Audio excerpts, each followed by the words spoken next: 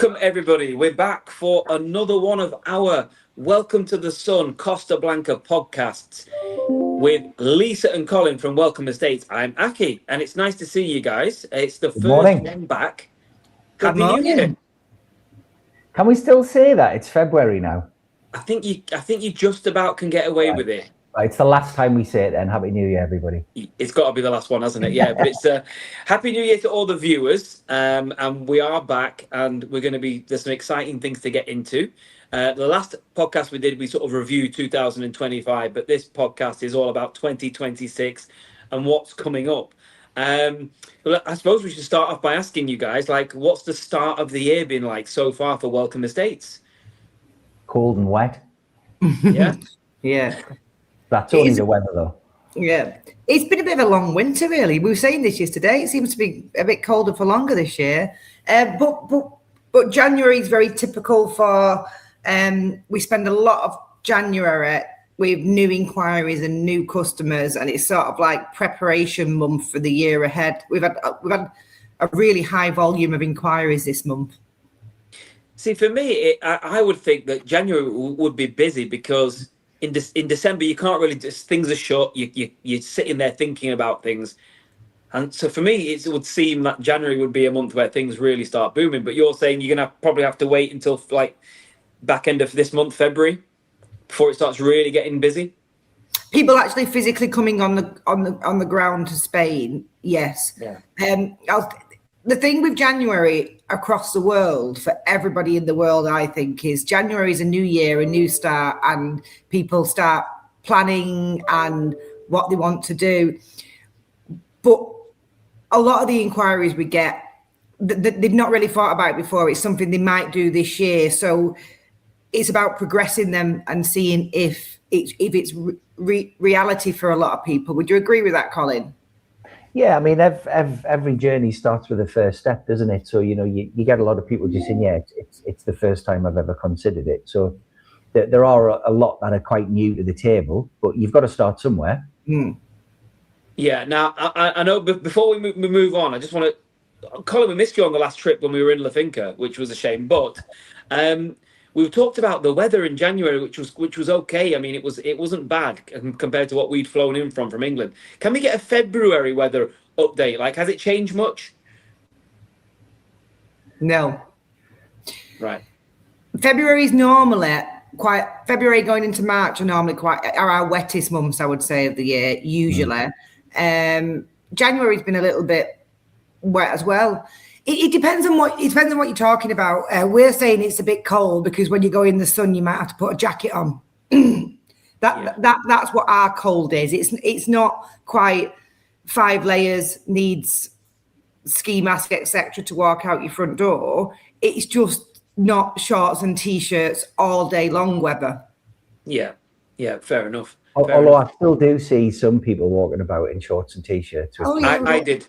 When I was there in January, I saw that as well. I still cannot get my youngest Charlie in trousers for school, and none of them will take. Yesterday it was raining, and I made them wear a rain mac to go to school, and they was like, "No, we don't need one." I was like, "You can't embarrass me and go to school in the rain with no coat on," and they're just like, "So it's not that. It's not that cold." I think, oh my God, it's cold, and I look and it's 15. It's not really that cold, is it? Yeah, it's all in perspective. Yeah. Okay. Well, we'll come back to that. But there is obviously some great developments with the YouTube channel, it's been great to see the progress. It's been great to see the number of subscribers ticking up and views overall. I believe we have surpassed 16,000 subscribers now, which is great, really. I mean, we didn't, I suppose, envisage that when we started doing the YouTube stuff, did we? Isn't it crazy where it's come from, though? Because we've always had a YouTube channel for product and videos, and then we started the channel with content and podcasts probably this time last year. It was about this time last year, and then we only had maybe 1,000 followers at that point. And then when the new year started, we'd actually hit 15,000 subscribers. And as of February, we've gained another 1,000 subscribers in the last month. Yeah. Colin, have you seen, I mean, obviously the YouTube is a great platform, and obviously there's the Instagram and there's other Welcome Estates platforms, but do you think this is going to be something like is a bit more of a future trend in the industry? Can you see it having a real strong correlation to getting people through the door as well? Well, I mean, it's easy for people to browse properties. It's open access. You can go on, dozens of different property portals and look at properties all day long. Probably won't help you very much though, because the camera sometimes does lie. So people like to watch real life content and actually what it's like on the ground. It's not just about the bricks and mortar. It's about the lifestyle. So I mean that's what you can portray in this. What you simply can't portray in a photograph of a property. I mean, it's an interesting thing. We obviously look at a lot of data and have a guess of the percentage of people when they actually buy a property. What percentage of people actually buy the property they inquired about? The actual one they inquired about. Oh, interesting. I would say it's going to be low. From the tone of your question, I would say something like 30%. 5%. Wow. Right. So when you get a property inquiry that comes through from a portal, the chances are there's 95% chance that if that person buys, it will not be that property. So, a lot of people get very focused on the actual bricks and mortar when there's a hell of a lot more than that. And that's what they can see on the channel before they actually come out here and, meet people in real life. You asked a question then about, do you think it's going to become a trend and something big in the industry that people will do? And I would say it's real, as you can tell, this channel's done really well because there's not many platforms out there where you can get such current, up-to-date information on a regular basis. But will it become a thing across the industry? I'm not sure, because if you think about when you come to buy a property in Spain, there's many different people who are there to aid you and help you. It might be solicitors, it might be mortgage brokers, it might be estate agents, and they've all got their different bits of information. But I suppose it's who will take the step to bring all that together to give that information to customers, because really we are all businesses. As much as we want to help people are businesses. The solicitors are businesses, and they have to earn an income to be able to continue that business. And this sort of thing, or free the time it takes to create this sort of thing, is a big outlay for people. And I think that's why it's not out there as much, because it's free information at the end of the day, isn't it? It's free information. Out of them 16,000 people who have subscribed, there's only going to be a percentage of people that we ever actually physically meet, let alone who buy a property with us. So I don't know if people will put the time and effort into trying to create channels like this. Yeah, having said that, when I did the last visit in January to the Corner Flag, when I was waiting for you guys to join me, somebody came up to me and said they recognized me off the YouTube channel. So there you go. You guys must be getting that now, especially Colin with his, his stage presence at the shows as well. I mean, is that starting to happen a little bit more? People are sort of saying, "Oh, I recognize your face." The odd one. We get recognized at the shows quite a lot, I think. Yeah. We get recognized at the shows. I find it funny sometimes, because obviously when people come out to Spain, they've watched the videos and they don't necessarily see me because I'm locked away in a little office somewhere. They meet people like Colin or Lana or the other sales team, and they'll come back sometimes and Lana will go, "Wow, you've got a fan." I said, "What do you mean?" When I was out with such, and they were like, "Do you know Lisa? Lisa off the end?" And she's like, "Yeah, she's just sat in the office, probably doing her accounts or sorting through numbers and this, that, and the other." So that's good. And what I find interesting as well is local people are local people. So local people in our area really know and enjoy the channel. That's what I mean by they enjoy watching it because they live in their area. They can sit there and, "Oh, I know that place," or "I've been to that place." So lots of people are watching them and enjoying them for many different reasons. No, that's great. And part of the reason of doing this channel as well is so people can see the team from Welcome Estates and realize, there's a welcoming and warm team there. ready to help them basically. And the last visit we did, there were some great new videos, property listings. Even though some of them have sold like hotcakes already, you can get a flavour for what's available. And Yeah, the apartment that me and you did, Yeah. it was sold before the video was edited and put onto it was YouTube. sold while Chris was editing the video. Yeah. That's a good sign though, right? Isn't it? Yeah. What there is though on the channel is there are a couple of features about it, but there is a really good feature we did recently about a guided viewing trip. And that is so important, especially now that we're kicking off a new year. 2026 is here. And we did a short video, didn't we, on the channel, which people can go and have a look at. And as we're sort of talking about it, here's the video. So we went to the viewing apartment and we just explained, didn't we, Lisa, what's available for people. And that is still active and running now, isn't it? And people should get in touch with you to book their viewing trip. Yeah, the viewing trips have become a massive part of our journey for clients over the past couple of years, and they've got more and more popular. I think the good thing about this video is try to explain to people that they are not what people envisaged they used to be years ago, where everyone would come out. I can't remember what the name was for them, but the people have come out on coach loads and be sold properties, and people feel like it's like a hard sell. This really isn't anything like that. This is just literally a safe space for people to come and stay while they're out with a member of our team who they already know, somebody that they've spoken to for the days, weeks, months, depending on how long the journey's been pre-coming to Spain. It just gives them an environment where they can be and go back to after the viewings, because that's a big part in it as well. So you might go out for the day and look at all the properties with Colin, and then you need to come back and you need to talk about them and pros and cons, or write your lists and what you do.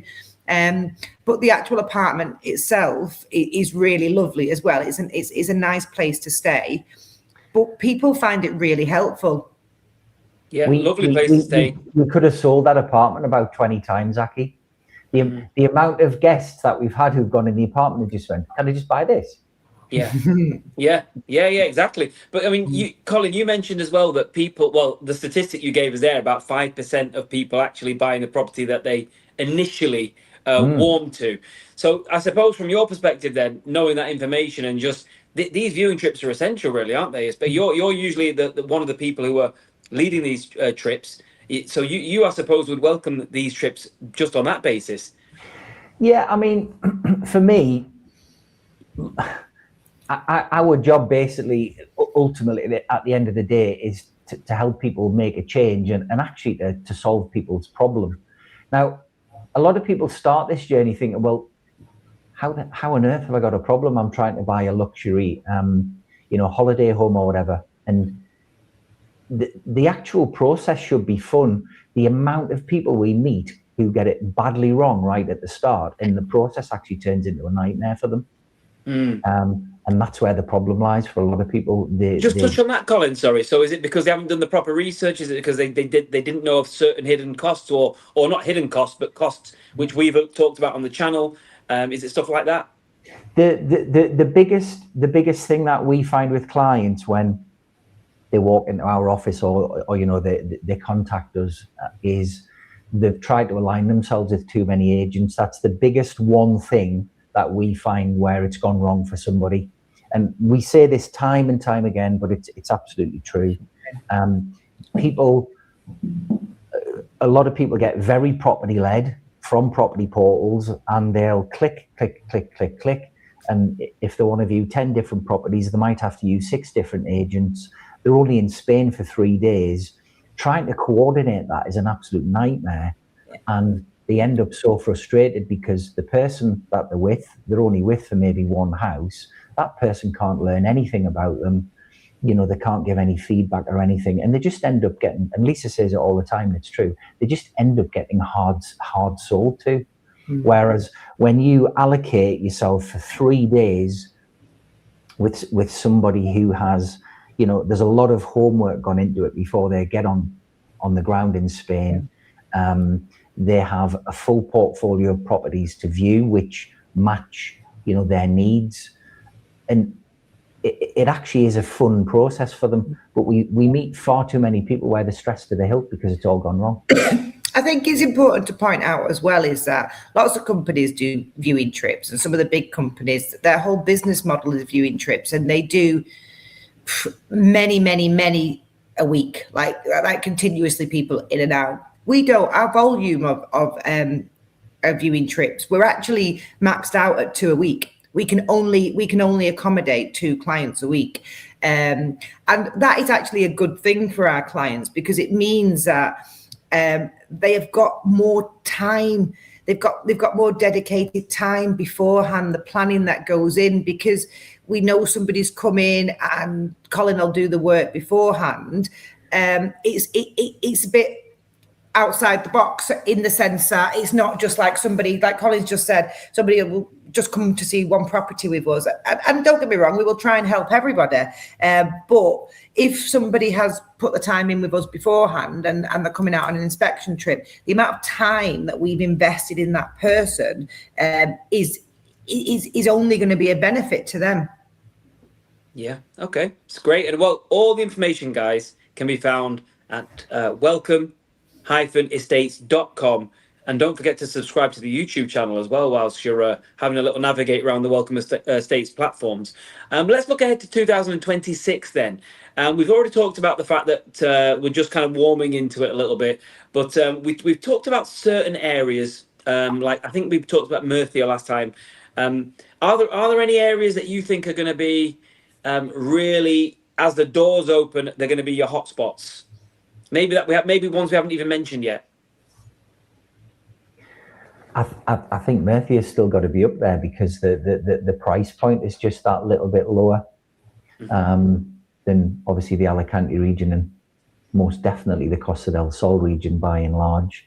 So I think without pinpointing any specific areas, I think there's a lot of smart money going there, and there's a lot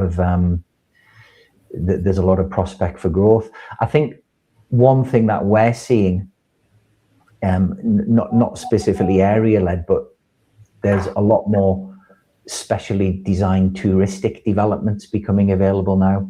There's a lot of developers starting to build, specially designed, purpose-built touristic developments for investors who want to rent their property out and generate income.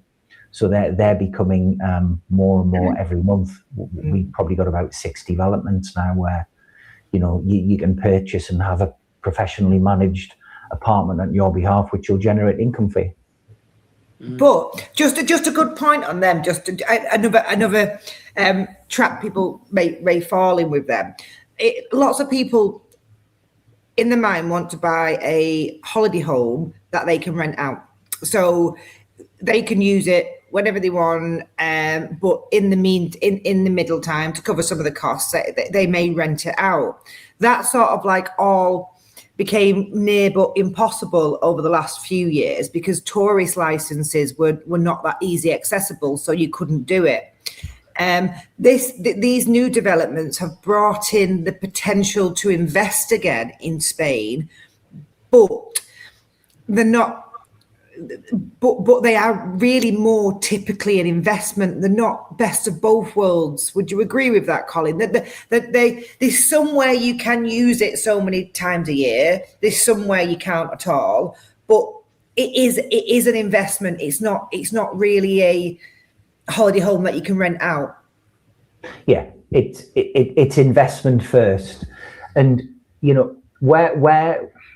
where they fit within the market, as Lisa said, it's becoming, all over the country, and I guess other parts of Europe will follow in time, where tourist licenses are becoming more difficult to get hold of, and a community now have the power to veto a tourist license as well at their AGMs, which is another kind of risk factor if you're looking to put money into something and try to generate an income.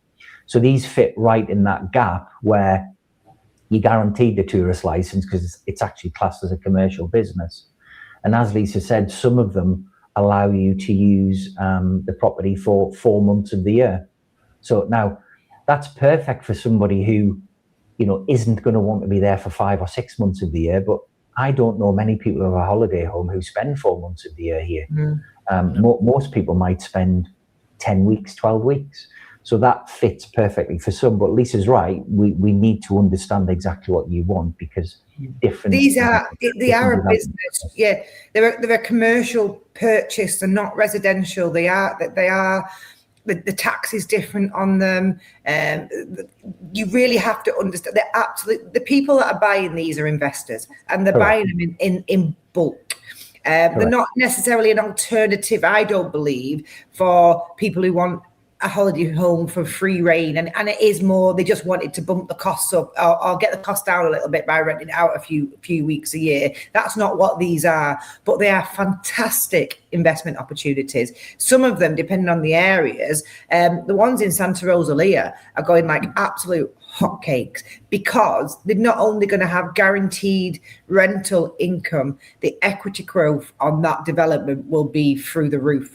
More than many areas that I don't think I've really seen an area like that the equity growth by the time they've even got the keys, and once that development is finished, which is only a few years away, but it is an investment. It is purely for investment purposes. Yeah, we need to visit. We need to go back and visit there. I missed that lagoon. What a great lagoon. You've been over there recently. Does it look a lot different now, Colin? Yeah, I mean, it's coming on leaps and bounds. I mean, they do reckon the whole thing will be built out in about 5 years, and they've got land allocated for a commercial centre there now and everything. So it is going to be fully self-contained. I think it's really important as well. You know, we speak to a lot of clients who, you know, they'll initially contact us and they say, yeah, I'd like to buy an apartment and I want to rent it out as well. And they want that best of both worlds. And there's not a lot of agents actually giving advice on it. It is a very, very specialist area, the touristic development. So, you know, you do have to align yourself, and, you know, you'll have to have a good accountant as well, because, you know, there is some specific advice you need. And that's because you've got to we have to keep up to date with these things. 3 years ago, they didn't exist. Nope.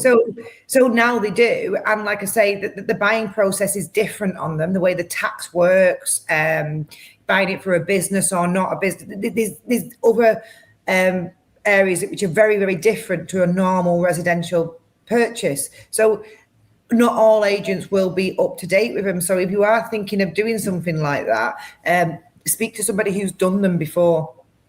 And also a lawyer who's done them before, because like I say, they are quite a new entity within Spain, that they're not something that was here 3-4 years ago. Indeed. Okay. Yeah, brilliant. Well, with that being said then, as people do sort of take on board this advice you're giving them and plan and prepare their viewing trip or their initial inquiry to yourselves, let's talk about some common buyer mistakes. We did touch on this on a couple of videos we did out in La Finca, Lisa, when on our last visit, but there are some common buyer mistakes, aren't they? And sometimes a lot of people are over researching without visiting, for example, or comparing properties that aren't comparable. So can you just touch on a few, like you and Colin, maybe just touch on a few buyers' mistakes? I think mistakes, and people don't realize it, happen from day one of thinking about buying a property in Spain. They happen that early on in the process. I know we talk about lots of things and we've had videos, and I think we did a video on that recently, which was a bit more further down the line, as in when you're through the purchasing process and people have all these fears about things going wrong, etc., etc. But we want to take right back to the beginning, that first thought of buying a property in Spain. What happens? You start thinking, oh, I fancy this. I fancy a two-bedroom apartment here, etc. And what do we all do when we're thinking about buying something? Click. And browse. Get your finger off the mouse. Yeah, and we all do it. I do it continuously if I want a new pair of boots or jeans. I browse, don't I? But normally I can pick myself. I've seen you with the credit card. You're pretty good at shopping as well. I can pick myself. I don't really need expert guidance to buy a pair of jeans, really. A bit of advice if they look all right. It's nice sometimes, but I don't need expert advice. When you buy the property, it's completely different. It's completely different. And like Colin mentioned in the little bit beforehand, we meet so many people who have just got in a right tiz, an absolute tiz with it all, because they have clicked away and been bombarded with many agents who are just trying to sell them that one property that they've clicked on. And it gets very, very confusing. Yeah. And It's, Colin, it's not helpful. You know, people say to us, "Oh, will you just keep sending me property after property?" It actually doesn't help, and it comes back to the statistics we said earlier. You've got a 5% chance. Yeah, and so, you've mentioned as well in the office, when I've been in the office, you've mentioned that sometimes clients will just focus on price, for example, and not location or lifestyle. And there's so many factors to consider, isn't there, in that initial browsing phase? It's not just about fitting something into your budget, is it? No. Nope. It depends on what type of buyer you've got. Some purchases are product led, okay, but that's because a person has rather bought in Spain before, or they've been to Spain before, and they know exactly which area, exactly what urbanisation, they've been in properties, they know exactly what style, and it fits their budget. They're product led purchases, and we can do them over the phone with people. We do virtual sales like that all the time. So, for example, the Thinker at the minute, there's so many people waiting for apartments like our inspection trip. If one comes up, that is a product-led purchase because the work's been done. But that is what 5% of our purchases, if that, 5%. The other 95% people don't know that urbanisation or that area or that exact property that they want or fits their budget. And if so, they can't buy off a picture. It's impossible. Can't just say, here we go, Colin, there's 300,000 euros. Just go and pick me a nice looking apartment that looks pretty on photos. It doesn't work like that. And we're not expecting people to buy like that. So what we're saying is that the process isn't that simple. And you're making Colin's job probably more difficult to pick up the pieces after all that clicking. Yeah. So browsing's good, but action brings clarity. That's probably the the tagline. Let's have a little think about some viewers' questions then, because like we said, we have increased this following now on the YouTube channel to 16,000 plus, and you know, people do send questions in on the different platforms. So let's have a little look at some viewers' questions that we have here. We've got 5 questions, and let's get into them. So the buying process timeline, how long will it take after an offer has been accepted? That's a good question. Not as long as it does in the UK. That is for sure. Do you know what? You can on a resale property, depending on if you've bought before, if you've got a national insurance number, the quickest turnaround, they can complete a property in 2 to 3 weeks. It can be done that quickly. Yeah. If everything, but the normal, I would say, is around 8 weeks. Six to eight weeks, maybe a couple more weeks if there's a mortgage involved. Yeah. I think I waited 21 weeks for the house in a minute, and it's so, I mean, it gets to the point where you think, is this even going to happen? But that's one of the things I like the sound of with the Spanish conveyancing processes. I mean, 8 weeks is manageable, isn't it?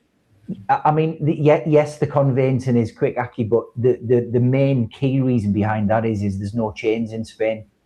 So you know, you'll see in the UK where there might be six people in a chain, and you know, only one of the links has to break and the whole thing collapses. There isn't any chains in Spain because of the deposit process. So you pay a deposit, and you know, if you pull out, you've lost that deposit. So that effectively doesn't create a chain situation. So it is literally buyer and seller. That That is it. We have, And that's once the deposit's been paid, we have very, very few compared to what would happen in the UK market, sales that don't go through. And I mean, 1 or 2 a year, that little. Once somebody has found the property and committed, and both seller has accepted a deposit and buyer has paid that deposit, the chances of that, unless it's really unforeseen circumstances, people don't tend to pull out. Yeah. Okay. Good. Great. That's peace of mind for people who are thinking of buying, for sure. Let's have a look at the next question, which is to do with costs beyond the purchase price. Now, this is important because you mentioned there, Colin, earlier about sometimes people aren't prepared. Well, we've all mentioned it. And this is one of the big things, isn't it? Cost beyond the purchase price. There are costs to consider. That's why good advice is essential. Yeah, I mean, every autonomous region in Spain has a different. It's called a transfer tax. So the equivalent of the stamp duty in the UK, it's a little bit higher across here, unless you're buying a £1 million second home in the UK. It's quite similar. The Valencian region, as an example, where we are, is 10% transfer tax. You've then got your legal fees on top of that. So generally speaking, we say on average about 12%. So you've got to add that onto the top. What you can't do if you're getting a mortgage, and again, we've covered this before, if you're getting a mortgage, you can't add your buying cost on top of that either. So you've got to have your buying costs as cash. You'll have your normal bills like you would in the UK. The nice thing about it here is the cost of power and water is much cheaper than in the UK. Your council taxes will be a fraction of the cost in the UK. Your general basket of goods while you're here as well will be far cheaper. The only other thing you'll get every year, if it's a second home, a holiday home that's not being rented out, is something called a non-residence tax. Usually we see a non-residence tax. It is linked to the value of your property and the size of it. We usually see a bill of around about €250. And that's it. Unless you've got anything to add, Lisa? No, I think you covered that one off. I think you've been asked that question before, Colin. Yeah, sounds like it, yeah. So the next question we've got is to do with new build versus resale considerations. I mean, I know that's quite a wide-reaching question, but what are the top tips you could give us there? New builds are becoming ever more popular. They are becoming ever more popular, and I think that's probably because of product supply to a certain extent. There's many new developments going up in great areas, and resale properties, people just are not selling quite as much at the moment. So product can, when they do, they sell super quick, really super quick as well. But we've definitely, 2025 in particular, seen an upward. It used to be resales new. It's sort of like balancing out, if not taking over, really, new build sales. Yeah. The benefit, I guess, a lot of it's to do with your taste. If you want a super traditional Spanish property, there's not many that are built new build that are like that. The reason people are buying new build is manyfold. First of all, it's personal taste. So, do you like the architectural design of them? But there's a lot more people buying them now because of the build quality in comparison to what it was maybe 10 or 15 years ago. For a builder to get planning permission now, 99% of projects will be A energy rated. And that goes hand in hand with new EU legislation that's coming out from 2030. So from 2030, your property has to be a minimum of an E to be able to either rent it out or sell it. And then by 2033, it has to conform to a D. So my advice to anybody, if you're going to buy a resale, make sure the lawyer that's doing the conveyancing is familiar with the new rules that are coming. Because if it doesn't comply to that, you might have to factor in some remedial work that you might have to do to actually bring it up to code in the future. I think that's what people do as well, don't they? They'll look at the resales of new builds, and obviously a new build is one built to the specifications Colin's talking about, and yes, they could be slightly more in price, but they're completely done. Where if you look at a resale property, a lot of people, unless you're living in Spain and the holiday homes don't necessarily want a renovation project. They don't want people to be doing work or managing some sort of project while they're in a different one. Even if they're in Spain, it's a different country, a different language, so that can be a bit daunting at times. And if you're not in Spain, you definitely don't want to take it on. And I think that's some of the reasons why people probably are moving towards new builds as well. Yeah. There's a number of reasons, but they tend to be the most common that we hear.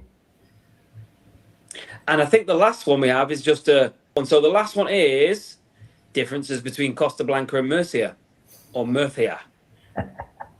About the same temperature, isn't it? Yeah, I think the biggest difference is price. It is definitely the price bracket. I think we've mentioned before, all prices are led by demand. So different regions in Spain have increased in price because the demand has increased over the years. So Costa del Sol was one of the first places that was saturated by us Brits, and that's why the prices have gone so high. Then they got so high that the normal person may not have been able to afford them prices, and then people started moving to the Costa Blanca. That sort of headed the same way a little bit. Product has become less because so many people have bought, so the prices have gone. It's not necessarily, I don't personally think it's necessarily about the area and what's about, because there's the same sort of things in Murcia as there is in Costa Blanca. Well, the beach is there, the sun's there, the sand's there, the sea's there, the Mercadona's on the corner, the go-karts is there if you want it, the bars, the restaurants. Do you get what I mean? What you're going to do on day-to-day life. Murcia is also very, very pretty. It's just not as well known.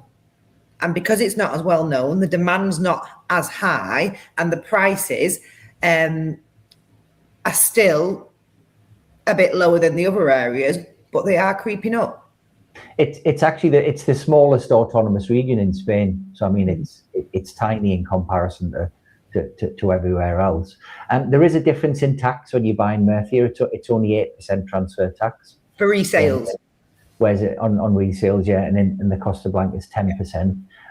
Properties are usually driven by what amenities they have around it, and there's a lot more land in Murcia yet to be developed, hence the lower prices. There's an argument that, well, it's not an argument, it's fact. I mean, Alicante Airport from a traffic perspective is far greater than Murcia, but it's like everywhere else. The more chimney pots you get and the more people you get living there, the airport in Murcia will expand, and there'll be more flights there from the UK and Ireland. But it's probably 5 or 6 or even 8 years behind where we are now. Hence there's a slight gap in prices, but it'll come up. There's a lot of projects in Murcia, a lot of projects, a lot of new developments that are going on. Good time to buy in Murcia. Yeah, just to clarify on something that Colin mentioned then, yes, the tax for resale properties is lower in Murcia, but new builds is standard 10%, whichever 10%. Region you're in. Fair enough. Brilliant. Okay, thanks for answering the questions, guys. And before we sort of wrap up, I just want to actually mention something which is coming to Manchester. Lisa, coming back to your roots. Colin, not massively far away from your roots, but Manchester is the location of the next show. So tell us about this, guys. First one for what we had 2026. Excited, Colin? It seems to have came around very quickly. Starting again. When we were last in Birmingham. Yeah. Well, Dublin. We've been in Dublin. Oh, sorry, yeah, Dublin. Yeah, it was in Dublin as well. Sorry, Dublin. Sorry, everybody from Ireland. I forgot. Yeah. So it's going to be Thursday, Friday, Saturday, and Sunday, starting on the 27th of February? Friday, Saturday, and Sunday. We travel there on the Thursday. It starts on the Friday. Yeah. Right. Manchester's a great show. It's one of the bigger shows, so it's 3 days. My understanding from a place in the sun is the ticket sales have been really good so far for Manchester, so that's good to know that we're going to meet lots of new people. The shows, we talk about the shows are brilliant. The shows, if you are in England and you fancy a a day out and it's something that you're thinking about, come and meet us, come and have a chat, because it's nice to have faces to names rather than just an email address and a voice on the phone. It's nice to meet people in person, and the shows are a great arena for whatever you're thinking of doing, from holiday homes to relocation, and you can get all the information that you need from, because it's not all just about the property. Hence our podcasts, even though we're there, our job is to find the property.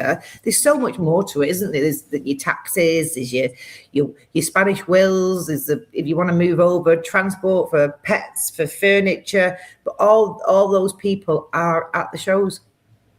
Yeah, it's a real one-stop shop. It is massive, and don't worry, guys. There's coffee there, there's food there, so you can literally get lost in there. As your dad does, Lisa, sometimes literally get lost in there. I think there's some clients coming who might actually get filmed this time, Aki, because I've had one. Yes. I've had one WhatsApp this morning from a nice chap called Paul, saying that he's looking forward to meeting you, Aki. He's actually asking what day you're going to be there because he wants to meet you. So there you go. Paul, did you say? Paul, there's an offer looking forward to meeting you too. And as soon as I know the day that I'll be there, you're going to be the first to know. Definitely. How are we gonna? Does Paul watch the podcast then? Yeah. Right. Well, we'll put it in the next podcast. And the title will be "Message to Paul" in the podcast. All right. But you'll be watching this. Don't worry. Okay. Well, Paul, I'm looking forward to meeting you, and to anybody else who's thinking of coming along. It's a great time to meet the Welcome Estates team. Just to have a chat to you guys. Maybe if they're just starting their search, talk about some of the topics we've talked about, and get familiar with the process, isn't it?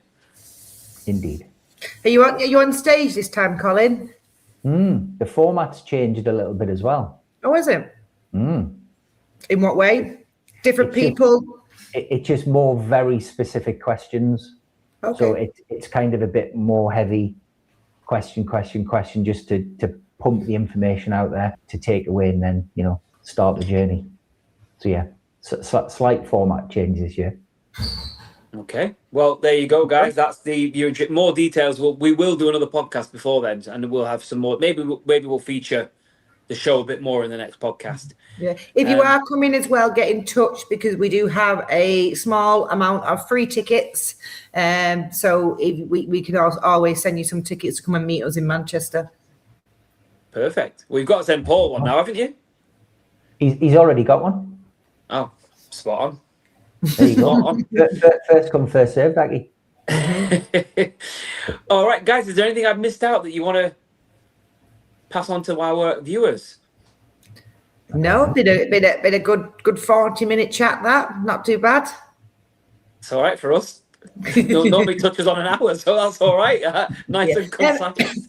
If people are commenting and people are liking the videos, which are great, but if they have specific, I say this all the time, some people have suggested things, and I think that's really helpful. If there's certain topics they want us to cover, not just questions, actual topics, if there's people they would find helpful that we could invite onto the podcast and they can send questions in for them, please just write in or leave a message or send something over to the info email address.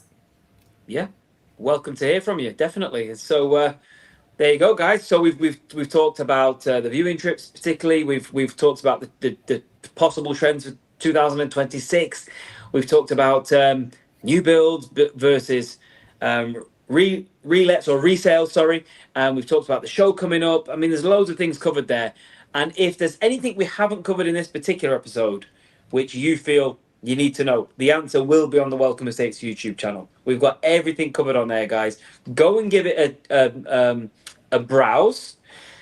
Go and subscribe, please. Don't forget to do that. Don't forget to like the videos. It does help. It all helps.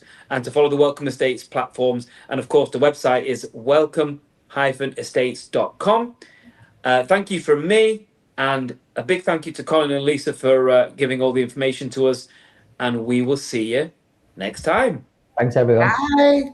When buying a property in Spain, one of the biggest questions you'll need to ask yourself is, how do I make sure I'm making the right decision? Well, that's why Welcome Estates offers tailor-made viewing trips.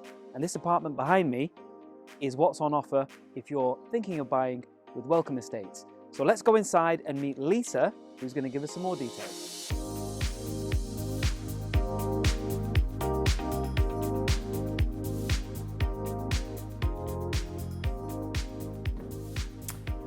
Lisa, good to see you. So this is the viewing apartment. It is indeed. We have been in here before to do a video, which people should have a look at on the YouTube. But just give us a recap. What is on offer from Welcome Estates? The full reason why we started these viewing trips was just to make it as simple a process as possible for somebody looking to buy a property in Spain. From the moment you land in Spain, Welcome Estates will take care of you. We will pick you up from the airport, we will bring you to the accommodation, we will set out days where we go and visit different areas and we go and see different properties to try and make it so you can have a look at the different areas and the lifestyle and things that will suit you and what you are looking for. You then have the apartment where you can relax in the evenings and reflect and discuss and talk about what you've seen during the day. You've also got your own property consultant, so you're not doing all this on your own, just staying here. They will guide you. They've done the work beforehand. They've not just met you at the airport, and you should be able to use this time to be stress-free and enjoy the process of finding the perfect house. So Lisa, that was the viewing apartment, a lovely apartment, and it's all ready for potential clients, but how do they go about booking a viewing trip with Welcome Estates? Simple. Give us a ring, give us an email, contact us at Welcome Estates. We'll chat about your brief and see if it'll work for you. Well, if you're ready to buy that perfect property in the sun, you know what to do. Get in contact. www.welcome-estates.com. If you're thinking about buying a home in Spain, a viewing trip with Welcome Estates is the best place to start. You'll have your own dedicated agent by your side throughout the journey. We'll guide you every step of the way, from your stay to the viewings to finding the right home for you. Get in touch today, visit welcomeestates.com or give us a call and take the next steps in moving to Spain with confidence.